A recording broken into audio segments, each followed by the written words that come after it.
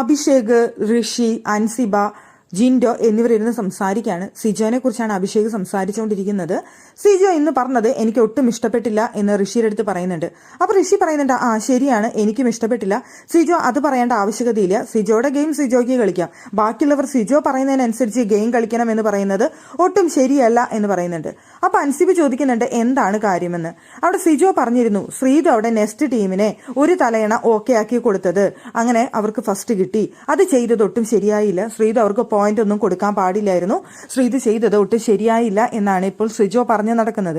അങ്ങനെ നെക്സ്റ്റ് ടീമിന് അത് കൊടുത്തതുകൊണ്ടാണ് നെക്സ്റ്റ് ടീമിന് ഇപ്പൊ 7 പോയിന്റ് ആയത്. ഇല്ലാന്നുണ്ടെങ്കിൽ ടണൽ ടീമിന് 5 പോയിന്റും ബാക്കിയുള്ള എല്ലാ ടീമിനും 4 പോയിന്റ് വരുമായിരുന്നു. ഇപ്പോ അവിടെ 7 പോയിന്റിലാണ് നെക്സ്റ്റ് ടീം മുന്നിട്ട് നിൽക്കുന്നത്. അതൊട്ടും ശരിയായില്ല. ശ്രീതോടെ ഗെയിം കളിച്ചത് ഒട്ടും ശരിയായില്ല.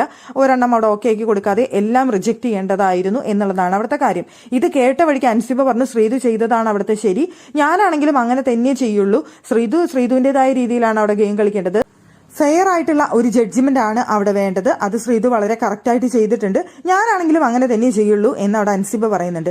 അപ്പൊ അടുത്ത വഴിക്ക് ഋഷിയും പറഞ്ഞു ഞാനാണെങ്കിലും അങ്ങനെ തന്നെ ചെയ്യുള്ളൂ. ശ്രീതു പോകുന്നതിന് മുമ്പ് തന്നെ സായി അവിടെ പറഞ്ഞു വിട്ടു, ഒറ്റ പോയിന്റും കൊടുക്കരുത് എന്ന് സായി അവിടെ നിന്ന് പറഞ്ഞിട്ടാണ് ശ്രീതുവിനെ വിട്ടത്. പക്ഷെ ശ്രീതു അവിടെ ശ്രീതുവിന്റേതായ രീതിയിലാണ് ഫെയർ ആയിട്ടാണ് അവിടെ ജഡ്ജ്മെന്റ് നടത്തിയത് എന്ന് പറയുന്നുണ്ട്. അപ്പൊ ജിൻഡോയും പറഞ്ഞു ആ ശരിയാണ് എന്ന് ജിൻഡോയും പറയുന്നുണ്ടായിരുന്നു.